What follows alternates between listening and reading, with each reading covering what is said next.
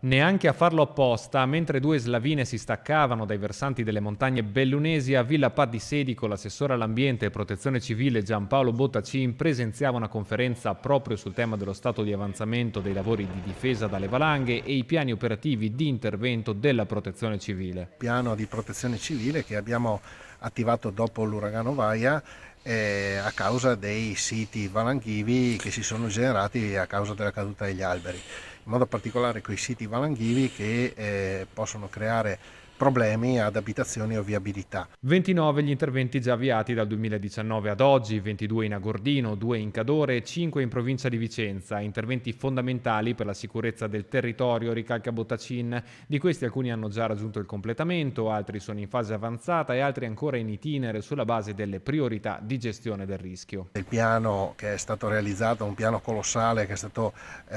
impostato già subito dopo Vaia, quindi a fine 2018, rimane ancora in vigore, e anche di ulteriori nuovi siti, 5,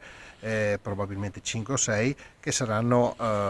interessati da nuovi cantieri. Interventi quindi a tutela e salvaguardia delle persone e delle infrastrutture per ridurre per quanto possibile i rischi derivanti dai fenomeni valanghivi. Le opere di difesa per le valanghe, mano a mano che vengono realizzate e collaudate, poi possono generare una riduzione del rischio nei nuovi siti valanghivi.